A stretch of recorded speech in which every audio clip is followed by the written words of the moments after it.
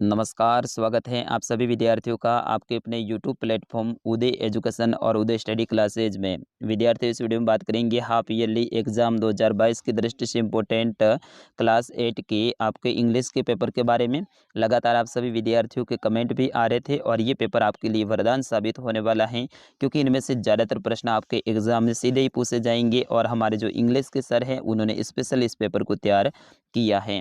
विद्यार्थियों आप सभी से विनती रहेगी वीडियो को अंत तक जरूर देखिएगा। कई सारे विद्यालयों में आज इंग्लिश का पेपर हो चुका है और कई सारे ऐसे भी विद्यालय हैं जहां पे कल और परसों क्लास 8वीं का आपका इंग्लिश का पेपर होने वाला है। आपके विद्यालय में इंग्लिश का पेपर कब है आप जरूर कमेंट करके बताइएगा। चलिए, सबसे पहला प्रश्न आपकी स्क्रीन पे है, बिल्कुल ऐसा ही प्रश्न आपके एग्जाम में भी आने वाला है। Read the passage and carefully and answer the question given below. यानी आपको पैसेज को पढ़ना है और उसके बाद में जो आगे क्वेश्चन दे रखे हैं यानी प्रश्न दे रखे हैं उनके उत्तर लिखने हैं। विद्यार्थी ये पैसेज है ना, ये आपके अर्धवार्षिक की दृष्टि से तो इम्पोर्टेंट है ही, इसके साथ ही जब आपके बोर्ड की परीक्षा होगी ना उसमें भी ये पैसेज आने वाला है, क्योंकि पिछली बार भी ऐसा ही पैसेज ताजमहल से संबंधित ही आया था और बिल्कुल इस बार भी आपके आने के पूर्ण चांस रहेंगे। विद्यार्थियों, जिन जिन विद्यार्थियों ने इस पेपर को अंत तक देख लिया उनके लिए काफ़ी फायदा होने वाला है, मैं पहले से ही लगातार बोल रहा हूँ। चलिए, इसमें पैसेज ये हैं कि Taj Mahal is on the blank of the river Yamuna. यानी ताजमहल हैं ये यमुना नदी के किनारे पे आगरा में स्थित हैं। इस तरह से इस पैसेज को आपको पूरा का पूरा पढ़ लेना है।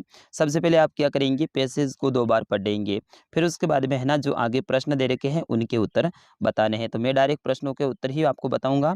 पहला प्रश्न देखिए, इसमें वो did Shahjahan love very much. यानी शाहजहाँ हैं वो किनसे सबसे ज़्यादा प्यार करता था। तो इसमें आपका क्या आंसर हो जाएगा, मुमताज़ वाला। यानी इसका आंसर आपका जो शुरू होगा वो होगा आपके, इसमें देखिए पैसेज को एक बार आप देख लीजिए, फिर उसके बाद में इसका जो आंसर है वो यहाँ पे देखिए आगे अवसर भी दे रखा है, तो इसमें ऑप्शन अ रहेगा, यानी ए रहेगा मुमताज़। ठीक है, दूसरा देखिए, why did the empire become sad. यानी शाहजहाँ है वो सेड क्यों हुआ था। तो यहाँ पे देखिए आपके दे रखा है शाहजहाँ सेड क्यों हुआ था।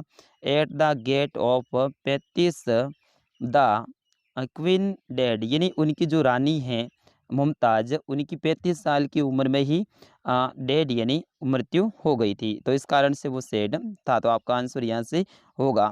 तीसरा देखिए, इसी में तीसरा है, यहाँ से देखिए, वेयर इज़ द ताजमहल। यानी ताजमहल है वो कहाँ है। तो देखिए इसका आंसर आपका पहली लाइन से हो जाएगा, the Taj Mahal is on the blank of the river Yamuna in the Agra. तो आपका आंसर यहाँ से हो जाएगा, यमुना नदी के किनारे पे, यमुना नदी के किनारे पे आगरा में स्थित हैं। चौथा प्रश्न देखिए, इसमें वो वाज शाहजहाँ। यानी वो वाज शाहजहाँ, तो इसका आंसर आपका हो जाएगा, वो हो जाएगा Shahjahan was one of the greatest of the Mughal empire. यानी मुगलों का राजा था Shahjahan. He was the grands of the Akbar. यानी यहाँ से शुरू होगा, कहाँ से होगा, यहाँ से होगा। देखिए, Shahjahan was one of the greatest emperor in, he was a grand of son of Akbar. यहाँ तक आपका आंसर हो जाएगा सोते का। फिर उसके बाद में देखिए पांचवा प्रश्न, why do many people go to Agra. यानी ज़्यादातर लोग हैं वो आगरा क्यों जाते हैं। तो इसका आंसर देखिए सबसे लास्ट वाली लाइन में दे रखा है, many people go to Agra to see the Taj. यानी ताजमहल को देखने के लिए ज़्यादातर लोग हैं वो आगरा में जाते हैं।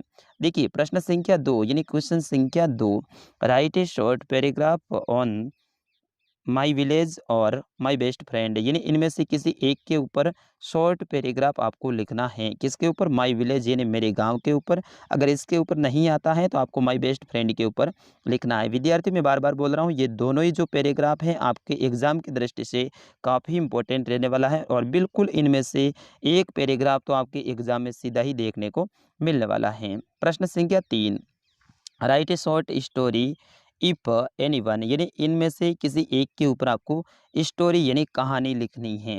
कौन कौन सी है, देखिए यहाँ पे the lion and the mouse. यानी शेर और चूहे की कहानी। अगर ये नहीं आती है तो आपको दूसरी कहानी भी मिल जाएगी ऑप्शन में, the fox and the grapes. यानी लोमड़ी और अंगूर, इनकी जो कहानी है ना वो आपको याद कर लेनी। ये तो वेरी वेरी मोस्ट इम्पोर्टेंट है, और लोयन वाली ये भी वेरी मोस्ट इम्पोर्टेंट है। इन दोनों में से एक कहानी तो आपके एग्जाम में सीधी ही पूछे जाने वाली है।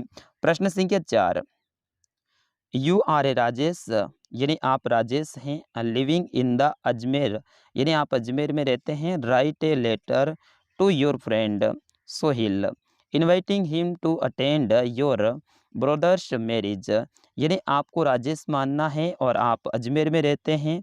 आपको अपने मित्र को एक पत्र लिखना है और आपको आमंत्रित करना है अपने भाई की शादी में आने के लिए। इस तरह से आपको ये लेटर लिखना है। वेरी वेरी इंपॉर्टेंट है विद्यार्थियों, लेटर आप याद करके जरूर जाइएगा। अगर लेटर नहीं आता है तो अथवा में आपको ऑप्शन मिल जाएगा, यानी इन दोनों में से एक करना है, या तो आपको लेटर लिखना है, नहीं तो फिर आपके सामने एप्लीकेशन आएगी। Imagine you are a Ramesh and reading in class 8, यानी आपको खुद को मानना है रमेश और आप 8वीं क्लास में पढ़ते हैं। You are a not well, यानी आप ठीक नहीं है, यानी आप मान सकते हैं कि आप ठीक नहीं है, मतलब बीमार हो सकते हैं। You are a unable to come to school, यानी आप स्कूल जाने के लिए अभी तैयार नहीं है क्योंकि आप ठीक नहीं है। Write an application to your headmaster requesting him to grant you leave for 3 days, यानी आपको अपने स्कूल के जो हेड मास्टर हैं यानी प्रधानाध्यापक जी हैं उनको एप्लीकेशन लिखनी है और आपको लीव लेना है। लीव का मतलब होता है छुट्टी, फॉर 3 days मतलब 3 दिनों की। 3 दिनों की छुट्टी के लिए आपको प्रार्थना पत्र लिखना है। अगला प्रश्न है राइट एंड ऑपोजिट वर्ड्स, यानी इनके आपको विलोम शब्द लिखने। ऑपोजिट का मतलब होता है विलोम, ठीक है ना। तो हैप्पी, हैप्पी का मतलब क्या होता है विद्यार्थी, खुश होता है। तो हैप्पी का विलोम है वो आपका सैड हो जाएगा, ठीक है ना, ए से डी सैड। सैड का मतलब होता है दुखी, ठीक है। फिर उसके बाद में लॉन्ग, तो लॉन्ग का जो आपका विलोम होगा वो हो जाएगा शॉर्ट, ठीक है ना। तो यहाँ पे आप शॉर्ट लिख सकते हैं, शॉर्ट। शॉर्ट नहीं लिखो तो स्मॉल भी आप लिख सकते हैं, लेकिन मेरे हिसाब से शॉर्ट ही होगा, ठीक ठीक है। फिर उसके बाद में स्ट्रॉन्ग, स्ट्रॉन्ग का मतलब होता है मजबूत। तो मजबूत का विलोम क्या हो जाएगा, वीक हो जाएगा। वीक का मतलब होता है कमजोर, तो इसमें आप लिख देंगे वीक। और लास्ट में है ओल्ड, तो ओल्ड का मतलब होता है पुराना। तो पुराने का विलोम क्या हो जाएगा, न्यू हो जाएगा, ठीक है ना। तो NEW, इस तरह से आपको इनके विलोम लिखने हैं। विद्यार्थियों वीडियो को लाइक जरूर कर दीजिएगा, मैं आपके लिए इतनी सारी मेहनत कर रहा हूँ। प्रश्न संख्या 6, राइट ए जेंडर, यानी आपको लिंग लिखना है। इनका जो विलोम लिंग है वो लिख सकते हैं, जैसे कि राजा, तो राजा का क्या हो जाएगा, क्वीन हो जाएगा। राजा, राजा की रानी, रानी क्या होती है, क्वीन। तो क्वीन की जो मीनिंग है QUEEN, क्वीन हो जाएगा। फिर उसके बाद में हस्बैंड, हस्बैंड का मतलब होता है पति। तो पति का जो विलोम है वो वाइफ होता है, यानी पत्नी होती है। तो बिल्कुल यहाँ पे आप लिखोगे WIFE, वाइफ। फिर उसके बाद में हॉर्स, हॉर्स का मतलब होता है घोड़ा। तो हॉर्स का हो जाएगा मेर, मेर का मतलब है MARE, मेर, मेर यानी घोड़ी। फिर उसके बाद में आपका हो जाएगा डॉग, तो डॉग का मतलब होता है कुत्ता। तो कुत्ते का जो विलोम होता है वो कुतिया होती है, और कुतिया को इंग्लिश में क्या कहते हैं विद्यार्थी, बिच कहते हैं। तो BITCH, यानी बिच यानी कुतिया। प्रश्न संख्या 7, सातवां प्रश्न काफी इंपॉर्टेंट है। राइट ए प्लूरल नंबर्स, यानी बहुवचन आपको इनको करना है। तो बेबी है, तो बेबी का बहुवचन आपको करना है, तो इसमें हो जाएगा बेबीज, यानी इसके बाद में BABIES लिख दोगे, ठीक है। तो ये हो जाएगा आपका बेबीज। फिर इसके बाद में डियर, तो डियर का जो बहुवचन होगा वो डियर ही होगा, ठीक है ना। तो DER, ठीक है। फिर उसके बाद में बुक, तो बुक का जो आपका विलोम होगा इसके पीछे ओनली फॉर आपको S लगाना है, तो ये हो जाएगा बुक्स, ठीक है। फिर उसके बाद में है की का मतलब होता है चाबी। तो चाबी का जो विलोम होगा वो केज हो जाएगा, यानी इसके पीछे आपको S लगाना है। इस तरह से आप करेंगे, थोड़ा थोड़ा ही अंतर है लेकिन आपको नंबर जरूर मिलेगा, आपको थोड़ा सा ध्यान रखना है। प्रश्न संख्या 8, राइट ए वन वर्ड, यानी आपको इनके एक शब्द में उत्तर लिखना है, यानी इतनी बड़ी लाइन है इसका वन वर्ड लिखना है।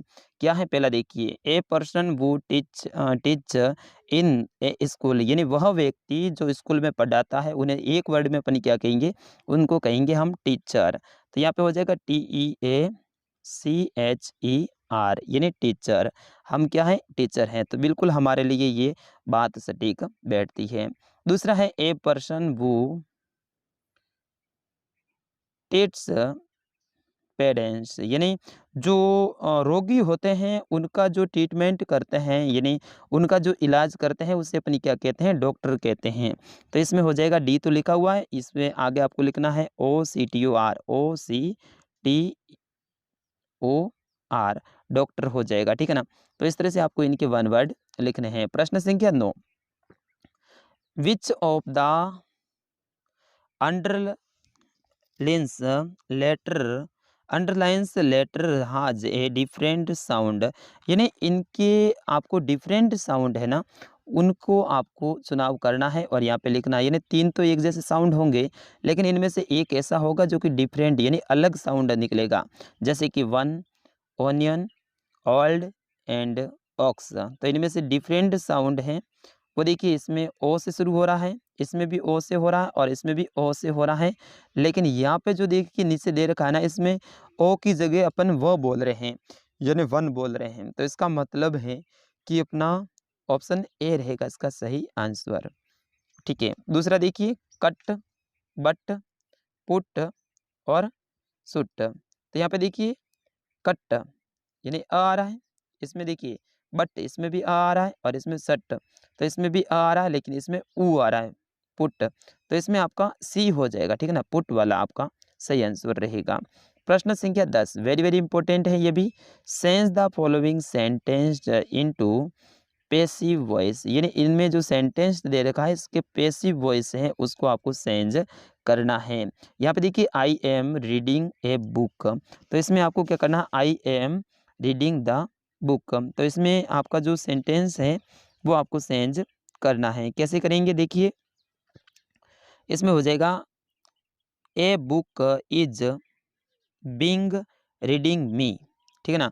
तो इसमें हो जाएगा a book is being read by me, इस तरह से आपका सही आंसर रहेगा। इसी तरह से दूसरा देखिए, सी गिव्स मी ओपन, तो इसमें आपका जो सही रहेगा, तो इसमें हो रहेगा अपन is give me by here, ठीक है ना। तो इस तरह से आपको इसके प्रश्नवाचक चिन्ह लगाने हैं।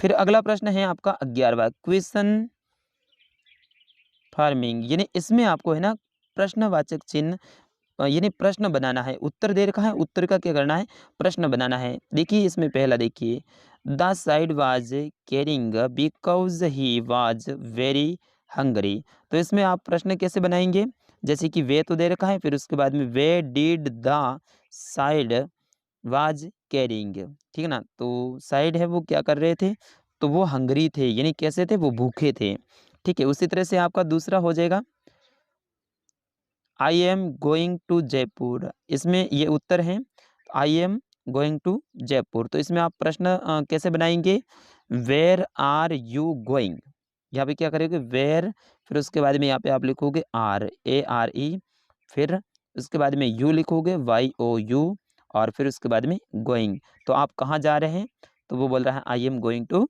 जयपुर। इस तरह से आपको प्रश्न का निर्माण करना है।